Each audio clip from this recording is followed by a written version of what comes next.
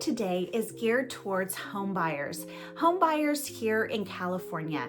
There are 5 elements of the buying process that a lot of buyers are unaware of going into the process of buying a home. So let me explain what those 5 items are.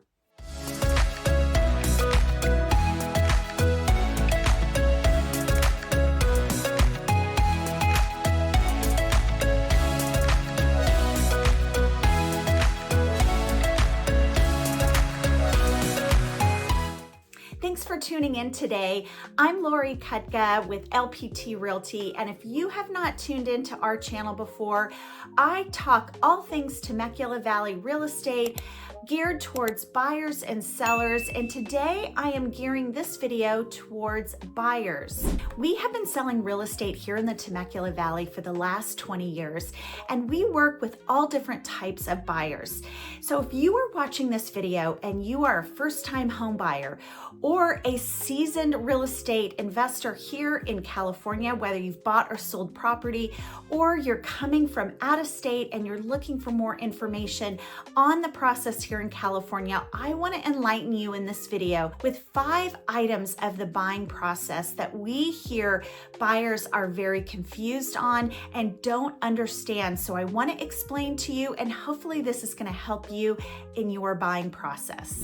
I'll start off with the word as is. As is seems to be very confusing, and what the real meaning of that is in residential real estate. Here in California, all homes are technically sold as is. But as is doesn't mean that you cannot still negotiate.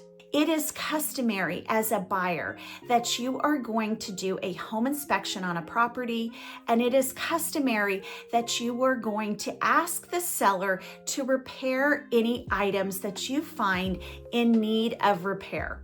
So as is a blanket statement that all residential real estate is based on, but it does not eliminate your ability to negotiate. Now, sometimes you will find sellers that will say in their MLS or in their counteroffer that their property is sold as is. And even if you have to go into the contract with a restatement of the property is sold as is and the seller's intention of not doing any repairs, it still does not alleviate your ability to negotiate once you get under contract. There are so many different details when it comes to as is and your agreement to the condition of a property. So when you see the word as is, you need to understand it does not eliminate your ability to negotiate. Another item to understand is when you are a buyer of real estate, there are some upfront fees that you will have to expect when you are purchasing a property.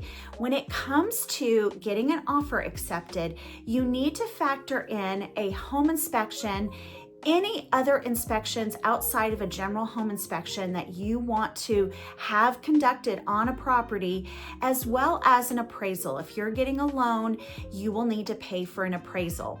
Now, you will be providing an earnest money deposit, a good faith deposit, and you will be submitting that into escrow. If you decide to back out and you do not want to move forward on a property for whatever reason, and you back out before all of your contingencies are removed, then you will get back your earnest money deposit.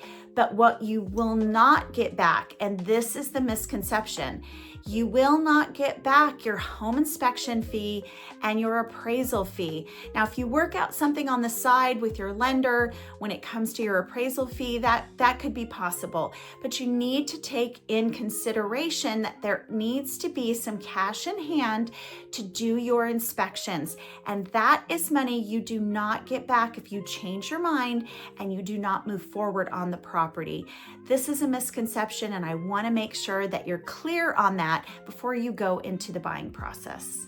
Something else to understand is all closing cost fees are going to be based on the purchase price. whatever the accepted price is. The seller will have their fees and you as a buyer will have your fees. They are going to be based on that accepted price. Now, all escrow and title companies have different fee structures. They're going to be a percentage of what that accepted price is. Those fees are also negotiable. You can ask for discounts. If you are a first responder, if you are a teacher, if you are a government worker, there are discounts that are offered, and escrow and title companies all work differently. So make sure that you are getting the best fees. But keep in mind, in our area here in Southern California, it is customary that a seller will choose who the escrow and title company is. Now, in the offer, there is a line that you can choose who the escrow and the title company is, but 99% of the time, maybe even more than 99%, the seller is going to counter and want to choose their own escrow and title. It is not often achievable to get your own escrow and title, nor do you need to have that lined up before you go into the buying process. If you agree to have the seller choose the escrow and title, I recommend that you reach out to them and ask if you are getting the best possible discounts and fees that they offer. The fourth item on my list today is termite inspection. So many people think that the termite inspection actually just means termites. And termites are here. Termites are definitely something you don't want on a home that you're purchasing. But the termite inspection actually is a wood destroying pest report. Wood destroying pest encompasses water damage, it encompasses sun damage, it encompasses more than actually termites. So any wood of the structure of the home is covered under the quote unquote termite inspection. So a lot of people will say, well, I don't have termites. Well, it doesn't necessarily mean that they're going to find termites, but you have wood eaves, you have a wood patio cover. These are wood features of your home that are susceptible to damage when it comes to sun, water. It doesn't just mean termites. So understanding what a termite inspection is, it is an important element to know in advance going into purchasing a property, and I recommend to all of our clients to get a termite inspection. Lastly, something that's often confusing, especially to first-time home buyers here in California, is when we have a close date, it is technically a target date. It is not a specific closing date. So keep in mind when you're planning your moves, that date is not necessarily 100% set in stone closing date. There's a lot of factors that go into the process of closing a home here. So there are a lot of moving parts. There are a lot of things that can go into getting that target date right. The target date is set at the beginning, but it is not always 100% clear that you are going to actually close on that target date.